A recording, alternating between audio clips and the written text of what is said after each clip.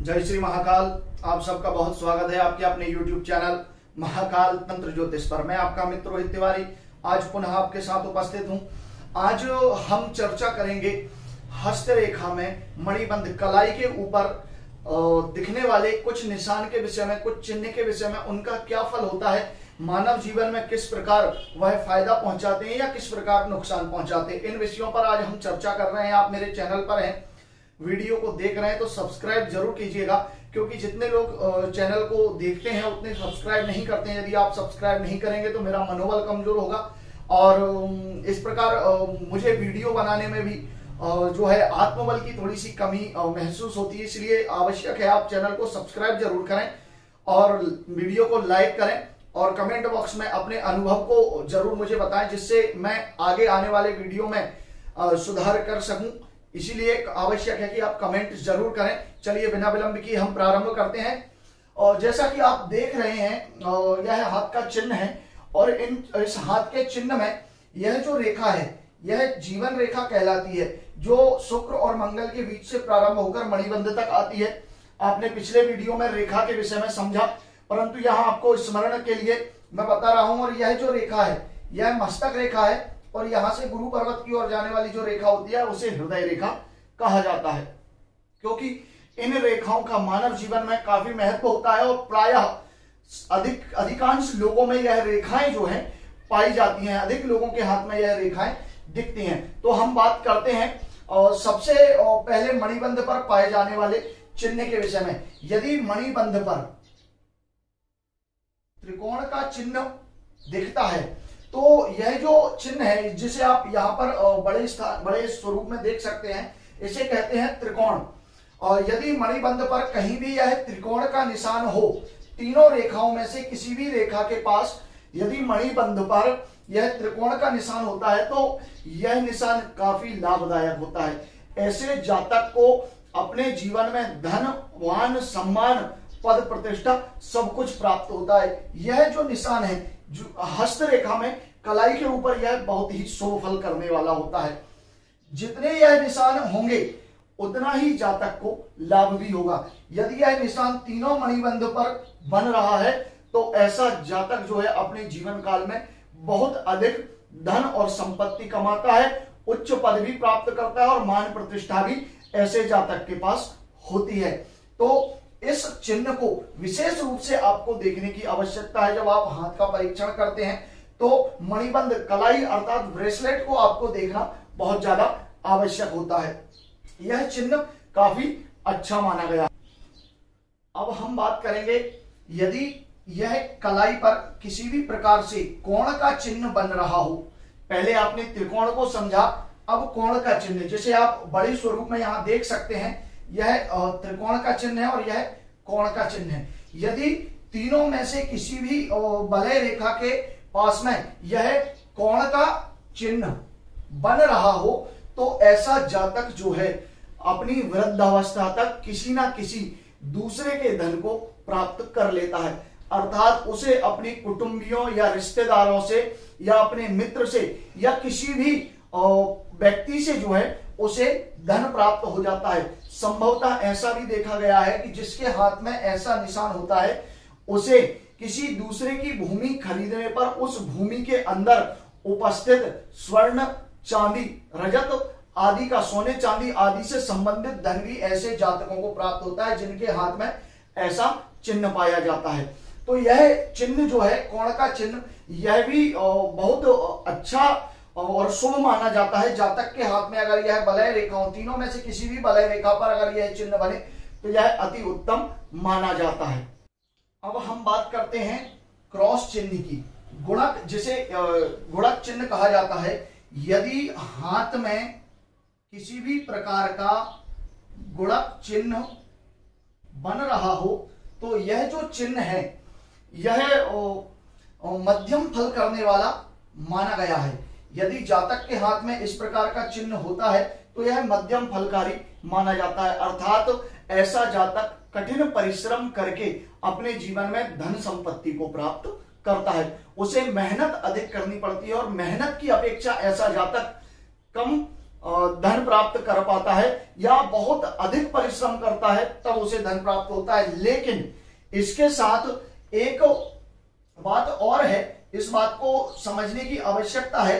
यदि यह क्रॉस का चिन्ह प्रथम वलय रेखा के पास और शुक्र पर्वत के पास बन रहा हो तो ऐसा जातक अपनी युवा अवस्था के बाद और वृद्ध अवस्था का प्रारंभ जो समय होता है लगभग 45 साल के बाद ऐसे जातक को धन लाभ होता है और ऐसा जातक सुख शांति से अपना जीवन भी व्यतीत कर लेता है।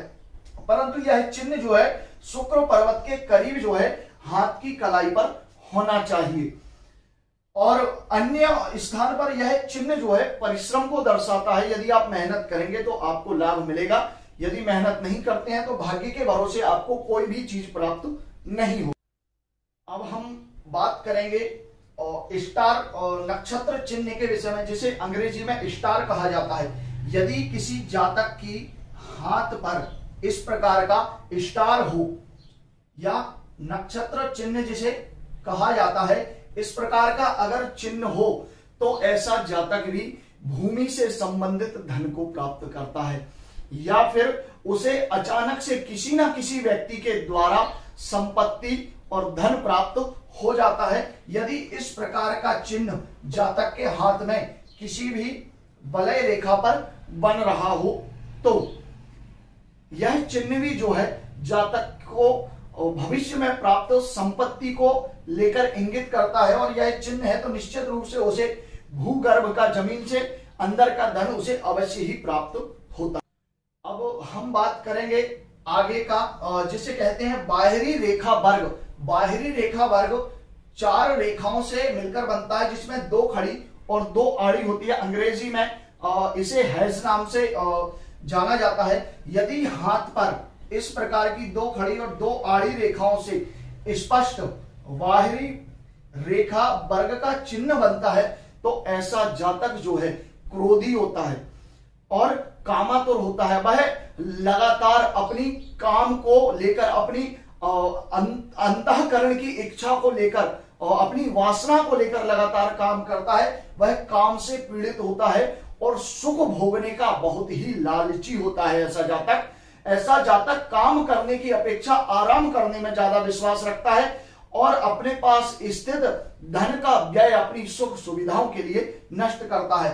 तो यह जो चिन्ह है यह मानव के हाथ में उत्तम नहीं माना गया है। यह चिन्ह सामुद्रिक शास्त्र में जो है शुभ नहीं माना गया है। इसका प्रभाव जातक को अच्छा प्राप्त नहीं होता है। यदि ऐसा चिन्ह किसी जातक के हाथ में आप देखते हैं तो उससे कह सकते हैं कि ऐसा जातक लालची प्रवृत्ति का, धन का लोलुप है। उसे सिर्फ धन से मतलब होता है, कमाने से नहीं। उसके पास जो भी एकत्रित धन उसके पूर्वजों के द्वारा दिया हुआ होता है वह ऐसे धन को नष्ट कर देता है, अपने शौक में, व्यर्थ में खराब कर देता है। तो यह चिन्ह जो है उत्तम नहीं माना गया है। हम जो बात करेंगे रेखा के विषय में, जो चिन्ह के विषय में, वह है अंकुश रेखा। यदि किसी जातक के हाथ में यहां पर अंकुश जैसा चिन्ह पाया जाता है तो ऐसा जातक जो होता है वह यशस्वी होता है, श्रेष्ठ होता है और शासन करने वाला होता है। अर्थात ऐसे जातक समाज में ऐसे पद पर प्रतिष्ठित होते हैं जहां वह किसी समुदाय के मुखिया होते हैं या फिर वह शासक की भूमिका निभाते हैं, जैसे IAS, IPS या शासन के बड़े पद पर भी विराजमान होते हैं। कई बार देखा गया है कि हाथ के मणिबंध पर यह चिन्ह राजनीतिक क्षेत्र में काफी सफलता देता है और ऐसा जो जातक होता है वह काफी उपलब्धि प्राप्त करता है और देश विदेश में अपने नाम को रोशन करता है। तो यह चिन्ह भी जो है हाथ की रेखाओं में काफी महत्वपूर्ण माना गया है। विशेषकर मणिबंध पर, कलाई पर इसका बहुत ही अच्छा प्रभाव देखने को मिलता है। हम बात करेंगे मणिबंध पर शुक्र पर्वत के पास पाई जाने वाली एक रेखा। जैसा कि आप देख रहे हैं यह मणिबंध की प्रथम रेखा है और यदि इस रेखा के पास एक रेखा मणिबंध की रेखा को काट रही हो, जैसा कि आप देख रहे हैं, मैं इसे थोड़ा बड़ा करके दिखाता हूं। यदि कोई रेखा मणिबंध की रेखा को काट रही हो, इतने बड़े स्तर पर नहीं, लेकिन मैंने आपको समझाने के लिए इसको बड़ा किया है। यदि कोई रेखा इस रेखा को काट रही हो तो ऐसा जातक जो है परमायु प्राप्त करता है, अर्थात ऐसे जातक जो है अपनी पूर्ण आयु को प्राप्त करते हैं और उसके साथ साथ समाज में पद प्रतिष्ठा भी प्राप्त करते हैं। ऐसा जातक जो है काफी प्रशंसा भी प्राप्त करता है। परंतु एक अवगुण इसमें आ जाता है, ऐसे जो जातक होते हैं वह आत्मोत्कर्षवादी होते हैं। इन्हें सिर्फ अपनी बड़ाई और अपने गुण का गान सुनना बहुत ही ज्यादा पसंद होता है। यदि इस प्रकार की रेखा मणिबंध रेखा को काट रही हो तो करते हैं हम केतु के स्थान पर। यहां जो होता है वह केतु का स्थान होता है।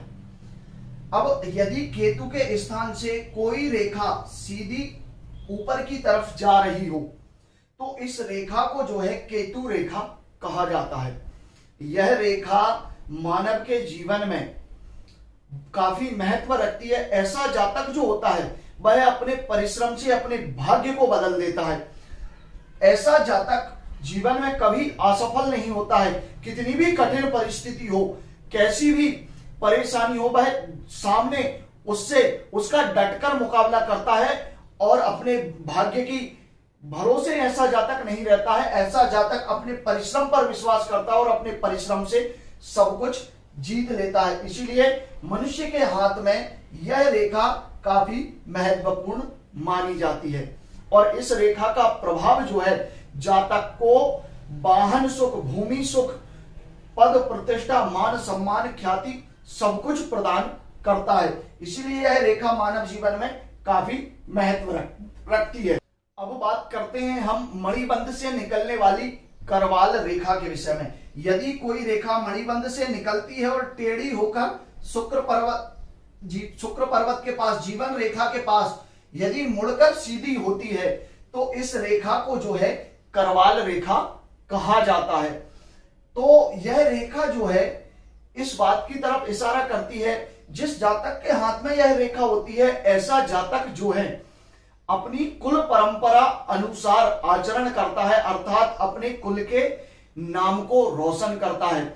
ऐसा जातक भाग्यशाली भी होता है और वह अपनी कुल की परंपरा को कई पीढ़ियों तक आगे भी पहुंचाता है। इसीलिए यह रेखा भी काफी महत्वपूर्ण है। इसे करवाल रेखा कहा गया है। जिसके हाथ में यह रेखा होती है वह अत्यंत भाग्यशाली होता है। बात करेंगे हाथ में चाप रेखा, जिसे धनुष रेखा भी कहा जाता है या धनुष आकार की आकृति भी उसे कहा जाता है। यदि किसी जातक के मणिबंध पर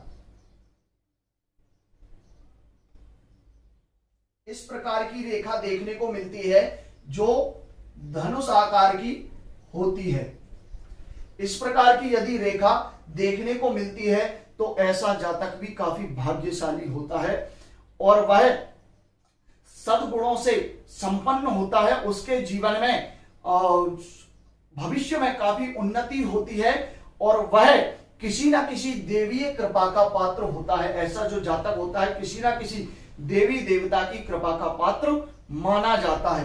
तो यह रेखा भी हाथ में जो है, जिसे चाप रेखा कहते हैं, धनुष रेखा कहते हैं या धनुष की आकृति इसे कहा जाता है, यदि यह मणिबंध पर शुक्र पर्वत के पास देखने को मिलती है तो ऐसा जातक जो है किसी ना किसी देवता की कृपा का पात्र जरूर होता है। अब हम बात करेंगे एक विशेष रेखा के विषय में।